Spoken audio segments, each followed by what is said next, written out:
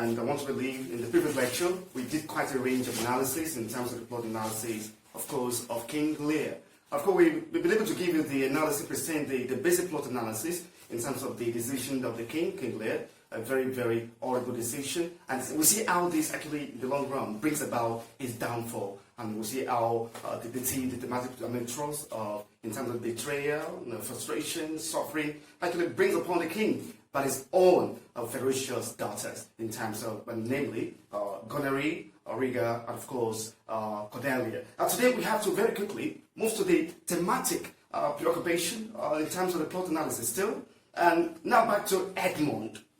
Edmund, of course, remember, happens to be Gloucester's illegitimate son, and we see how he's trying to manipulate his brother by forging a particular letter to implicate his brother that, oh, King, Gloucester, my brother Edmund is trying to do this to you, trying to by force, taking the property, the title away from you. But he has actually done this, right? We see how Edmund is trying to say that to make their father hate Helga, so that it can actually be in the position of being loved by their father, so to be able to inherit the property of the father. And now back to Edmund, Gloucester's illegitimate younger son, all right, actually decide to sabotage the relationship between Helga and her father, so that he can become a favorite son. So he therefore forges a letter to implicate Helga. So in the letter, it is revealed that Helga hates his father, their father really, and want to kill him in order to inherit their wealth. So now King Lear has decided to alternate every month between staying with Goneril and Regan. So it goes to Goneril's house, right, first, with an entourage of 100 knights. Unfortunately, since he is the king, technically, so he had like a home the place, which infuriated Goneril. And she, that is Goneril, and her husband Albany, right, conclude that if there continues to be such an issue in our house, we will decide to kick King Lear out of our place. Right now, back to Kent. Remember, Kent happened to be the head of Kent. He happened to be a loyal friend to King Lear.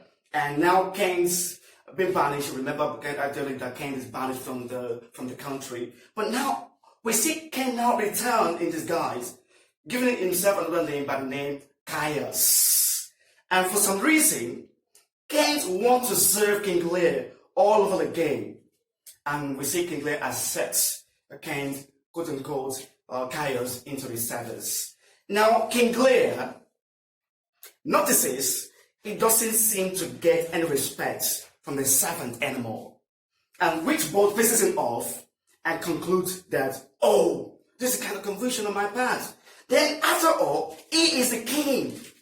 And being a king, you deserve some respect from your servants. But we see how this actually transpires in the play. And the fool, I think is King Lear, a jester, remarks that, since, my lord, you are no more the real king, this explains why you do not get any respect from the servant anymore. And these kind of events catch King Lear totally by surprise. Then Goneril orders that, my father, you should stop acting like you hold the place. Right? So we see King Lear angrily storms out of the place, resolving that I'm going to your sister, believing that Regan is going to be better off in terms of comparison than this time around. Now, we see how King Lear sent Kent to deliver what your sister did to me message to Regan, who actually, at this point in time, are staying with our husband Conrad at Gloucester's home.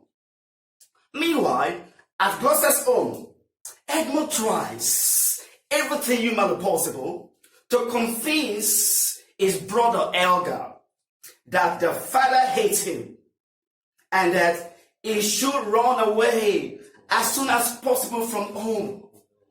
Helga readily obliges. Whereupon, Edmund stabs himself in the hand. And he's like, oh, father, see what Helga has done to me. So Gloucester is now totally convinced that Edgar is the bad guy and promises to give Edmund the land and the title that ought to have belonged to Edgar. Now Kent arrives at Gloucester's home along with the messenger from Goneril, and he picks a fight with the other messenger. And Regan promptly puts Kent in the prison.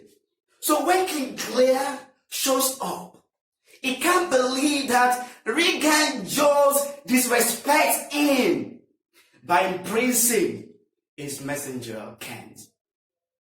So at which point Regan flares up, calling King Lear old and senile and insane, and tells him categorically that you must get rid of the entire entourage you brought into my house, and you stop actually like you hold this place.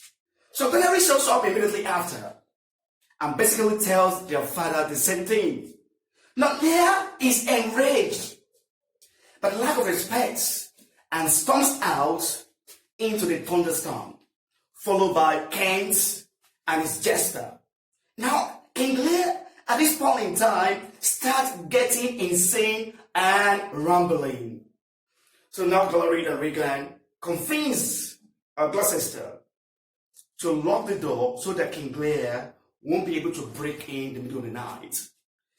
Alright, in conclusion, I think we really have to say this, that Goneril and Regan are terrible, terrible, ingrate daughters who haven't seen anything wrong in betraying, maltreating their own father, the king of the land. Anyway, Gloucester feels very bad about the extreme maltreatment of the poor king by his own wicked daughters and decides to take the king's side in the matter. So to that end, he secretly writes a letter to the King of France, requesting the aid of the King of France in dealing with the Dukes of Albany and Duke of Cornwall. Remember that Duke of Albany happens to be Goneril's husband, and of course, Duke of Cornwall happens to be Regan's husband.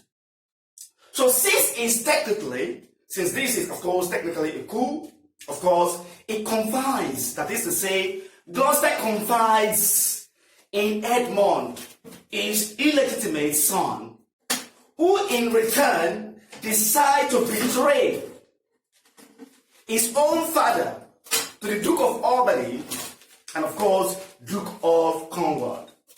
Lear and his company run into Edgar, Gloucester's legitimate son. So Edgar disguises himself as a madman, calling himself Poor Tom. Anyway, Gloucester comes out to find them near his castle. And remember that Edmund, of course, has already betrayed his father to Cornwall. Now, what happened is that Gloucester, of course, takes the king and his company to the farmhouse of his castle. Now, king and his queen are having a little crazy party when Gloucester returns to his castle. Now, we see Gloucester promptly overhears the plot to have the king killed by this gang of wicked daughters of his.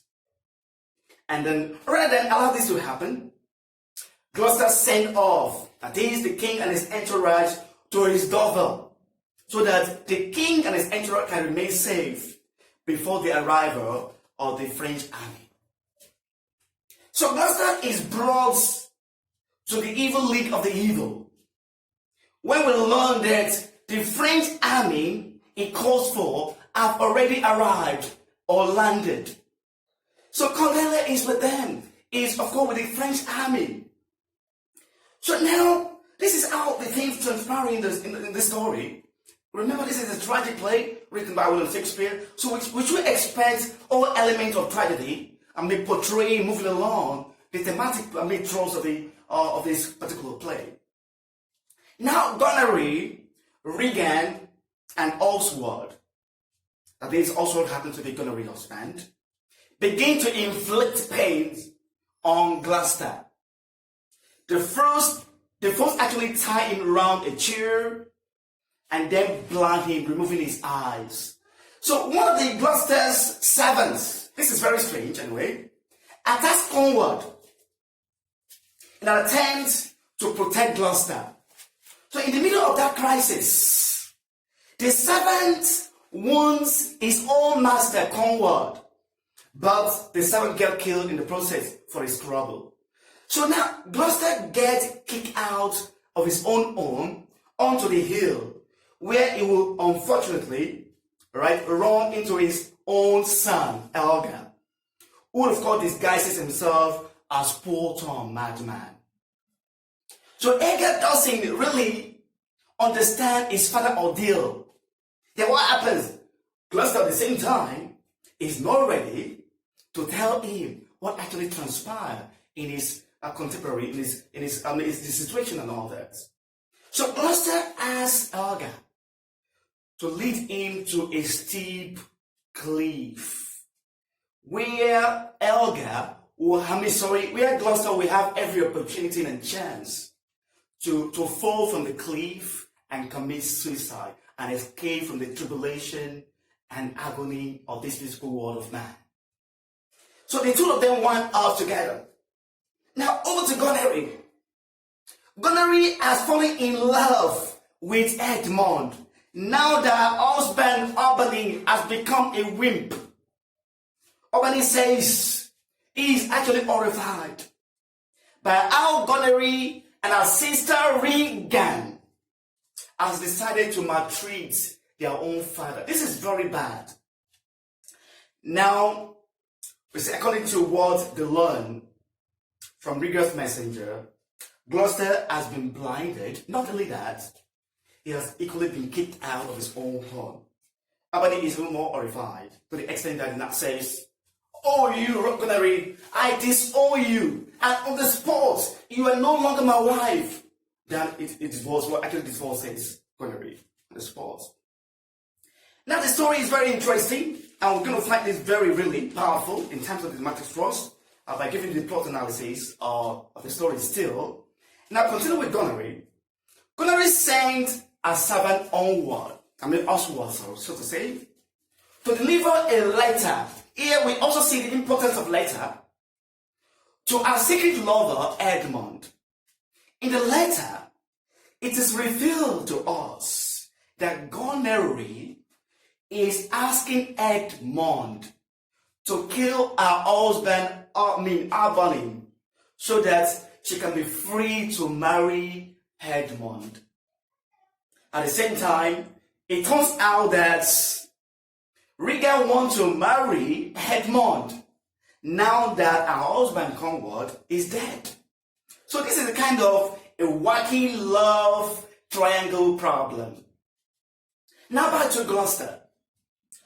Gloucester believes Elgar has led him to a very steep cliff where he would gladly commit suicide and escape from the tribulation, agony, and frustration of this physical world of man. But Elgar has no intention of letting his father die. Instead, he convinces his father that the flat plain around is a very steep cliff. Gloucester, quote unquote, falls, and Elgar convinces him that he has been miraculously saved. This is very important, to save my father from committing suicide, even in disguise. So, Gloucester now regains his senses and seems so well at this point in time. So, King Lear runs into them, that is, he runs into Gloucester and Elgar. Now the French army have arrived to take King Lear to Cordelia.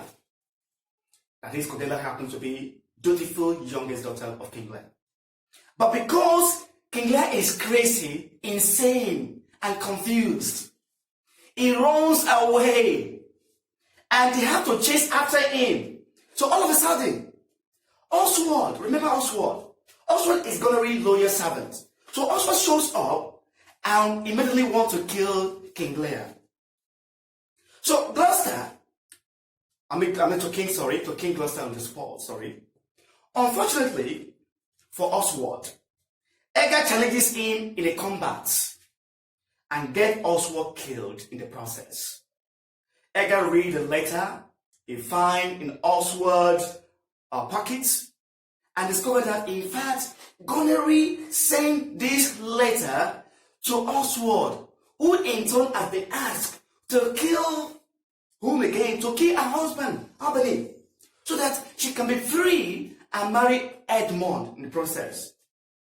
So in the long run, eventually, Edgar actually takes the letter to Albany and shows Albany this letter.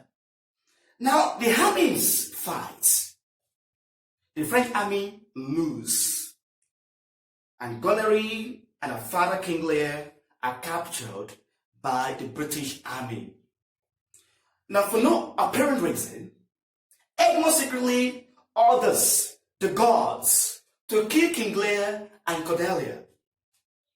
So Regan and Gonorrhea are still tangled in wacky love triangle problem. They are fighting over who will marry Edmund. So the plot twist is this. Albany accuses Edmund of treason, that you want to kill me. So he now says that, Edmund, you have the chance to be tried or by combat. So at the same time, Regan has become so sick because Gonorrhea at this critical moment are secretly poisoning our own sister. And she later consequently dies of the poison. This is kind of discussion, maybe dysfunctional family anyway. So Edgar arrives in disguise. Remember, Edgar's taken up the name Poor Tom, madman. So Edgar arrived in disguise and challenges his illegitimate younger brother Edmund in the combat. Edmund is seriously wounded in the process of the fighting, the duel. And to Gonorrhea, we see how Albany calls his wife, Gonorrhea, and says to Gonorrhea, this is a letter, I have found a letter. So you want to kill me? You have sent your secret lover to me to kill me. Is that how you want to take over the country and not that? Now, in shame, we see how Gonorrhea runs off in shame and commits suicide, kills herself. Meanwhile, Gloucester dies of joy when he eventually discovered that, in fact, Elgar, who has been calling himself Poor Tom, madman, is in fact my own truly legitimate son, Elgar. And he actually dies in joy. Discovering that Elgar is really my son. So Edmund tries to make amends. Edmund has brought about a lot of crisis and all that. So Edmund tries to make amends by sending Elgar to stop the execution of King Lear and Cordelia. But the death train has no break. Edgar arrives too late. King Lear shows up, carrying the dead body of Cordelia in his arms. King Lear is troubled, but within himself. Cordelia is already dead, and King Lear forthwith dies of heart attack. This is the end of the story. Thank you for watching.